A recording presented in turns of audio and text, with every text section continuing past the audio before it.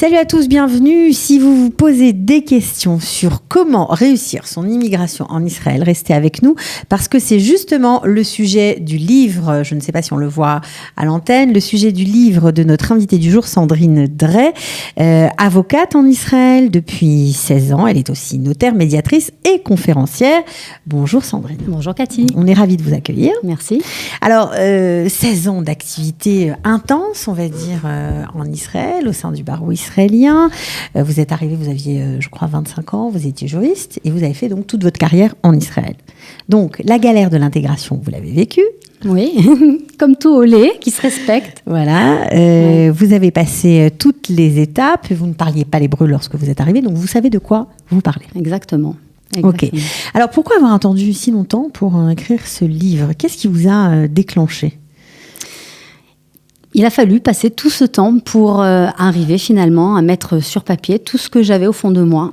C'est aussi toutes les rencontres que j'ai faites pendant toutes ces années, 20 ans en Israël, qui ont fait que j'ai eu envie de partager mon expérience et mon expertise en tant qu'avocat. Parce que je me suis rendu compte finalement que les histoires de vie, les situations, elles étaient récurrentes chez les gens. Les parcours qui réussissent comme les parcours qui échouent. Et donc, j'ai eu envie finalement de livrer ma façon de voir la Aliyah dans ce livre. Et je crois que les choses arrivent quand elles doivent arriver. Et c'est maintenant que, pour moi, c'était le moment d'écrire ce livre. Alors, est-ce que ce livre est à prendre comme un guide technique ou est-ce que c'est plutôt des réflexions sur l'intégration ? Est-ce que c'est un mix des deux ? Un mix des deux, je pense. Vraiment, vraiment. Parce que, comme vous l'avez rappelé au début, moi, je suis arrivée en Israël, je ne parlais pas un mot d'hébreu, ni je n'écrivais non plus, bien sûr. En plus, vous êtes arrivée dans un endroit, dans une région, dans le nord du pays, à Carmiel. Là, il n'y avait pas de francophones à l'époque. Il y avait que des Français. J'ai fait mon ulpan. Il n'y avait pas de Français à Carmiel. Il n'y avait pas un Français. Ah oui, c'est ça. Il n'y avait pas un Français, il y avait des Russes uniquement. Okay. Et puis, j'ai fait un ulpan avec des gens qui avaient une moyenne d'âge de 40 à 60 ans, quoi. Donc, des Russes, mais qui étaient volontaires pour apprendre la langue. Voilà, donc ça m'a pas arrêtée. Et donc, oui, effectivement, je pense que il faut aller jusqu'au bout. Alors, quelles sont les questions essentielles à se poser pour réussir son immigration, on va dire, en Israël ? Alors, je veux dire quelque chose d'abord. Quand on fait son Aliyah, on fait ses bagages. On prend tous ses bagages avec soi.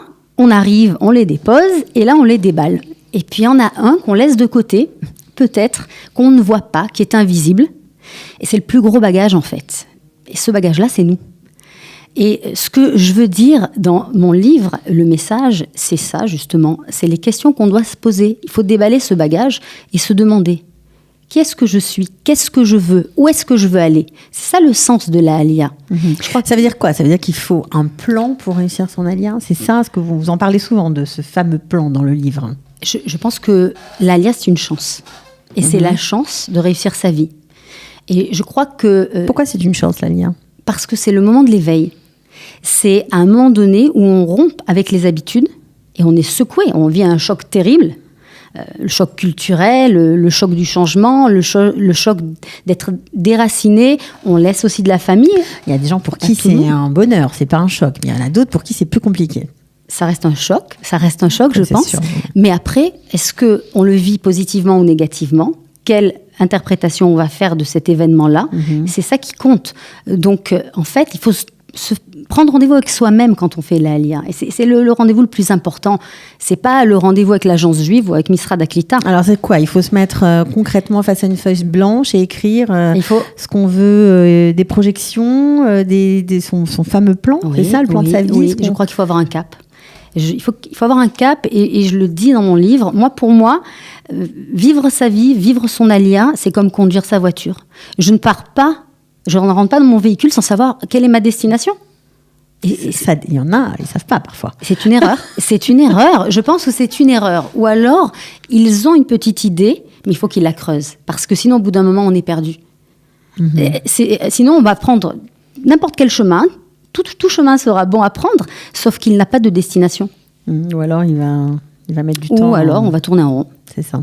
Donc, c'est une erreur. Je pense que c'est une erreur à ne pas faire. Alors, avoir un plan, mais c'est pas toujours évident quand on se dit il y a beaucoup d'ailleurs de francophones dans cette situation. Je ne parle pas l'hébreu, j'ai 45 ans, j'ai 4 enfants, 5 enfants, il faut que je travaille tout de suite. Je n'ai pas le temps de faire une formation parce que j'ai rêvé un jour d'être plombier ou architecte d'intérieur, et aujourd'hui j'ai peut-être la chance de recommencer, mais je peux pas parce que je dois nourrir ma famille, parce que j'ai peut-être laissé aussi des charges en France que je dois continuer d'assumer.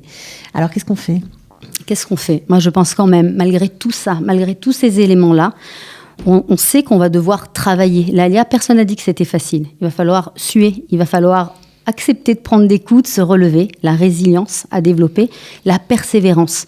Mais si nous rêvons d'ALIA vraiment, et que c'est très important de ne pas faire une ALIA pour fuir quelqu'un ou quelque chose, il n'y a pas de raison que, même avec des sacrifices, on n'y arrive pas.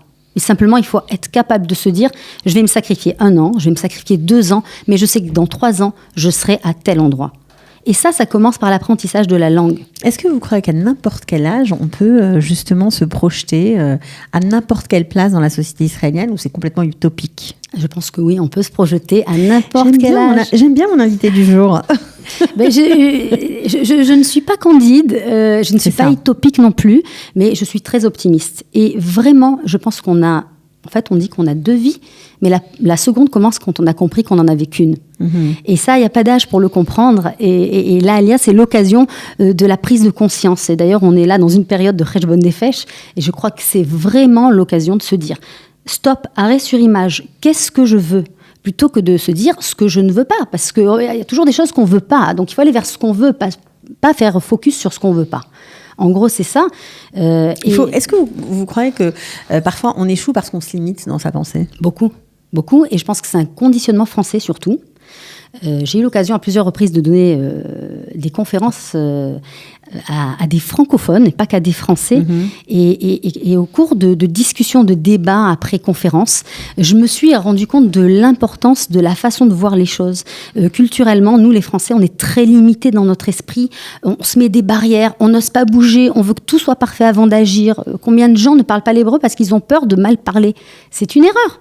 C'est une erreur. Et à côté de ça, je vois les gens en interaction après, donc au cours des débats dans les conférences, où je vois des Canadiens intervenir qui n'arrivent pas à comprendre.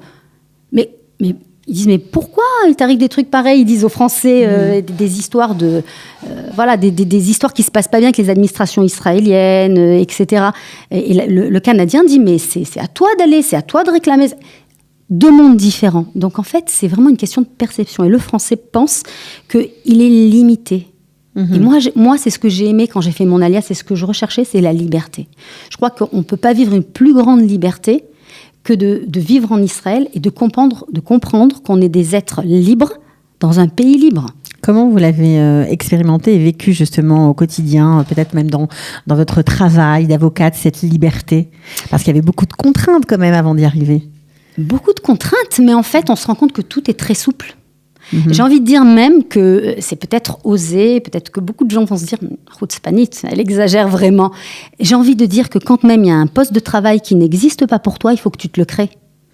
C'est-à-dire que si tu as des compétences, si tu as un talent, mais tu peux aller le proposer même à une boîte qui ne cherche pas forcément ce profil-là. Parce que tu vas donner une idée qui va être peut-être brillante, tu vas créer un poste sur mesure. Peut-être qu'on va tomber tout simplement au bon moment, il y a ça aussi. Mais exactement. Alors, si on a envoyé 10 CV aujourd'hui que ça n'a pas fonctionné, il faut en envoyer 20, 100, 150 le lendemain.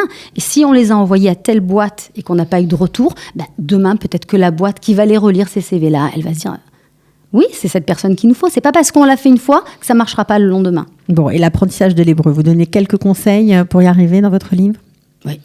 Je donne beaucoup de conseils. Je pense que de là, tout commence et de là, tout finit. L'hébreu, personne ne doit faire l'impasse. Comment vous avez fait, vous ? Quel a été votre truc pour maîtriser la langue ? Je me suis mêlée beaucoup aux Israéliens. Okay. Je n'ai pas cessé de m'entraîner sur le terrain, la radio systématique en hébreu, la télévision. Je comprenais rien, mais je voyais défiler les mots. Surtout que c'est super parce que en fait c'est retranscrité, donc c'est parfait. On arrive en même temps d'un coup. Et puis il y a des étapes dans l'apprentissage. Au début, on comprend rien. Après, on détecte des mots. Quand on les entend, on les comprend. Et puis subitement, on arrive à en dire 1 ou 2.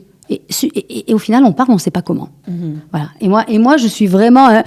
si j'étais capable d'apprendre l'hébreu et de vivre ma vie en hébreu à 200%, c'est que tout le monde peut le faire, hein, parce que je ne savais rien. Notre optimiste du jour, voilà, elle vient de sortir son livre. On le trouve où, ce livre ? Alors, on peut l'avoir sur Amazon.fr. D'accord. On peut l'avoir aussi à la librairie du foyer. Voilà, ok. Voilà, à Tel Aviv, rue Massarik, et prochainement à Jérusalem, mais sur Internet, on peut le trouver, vice-versa. Ok.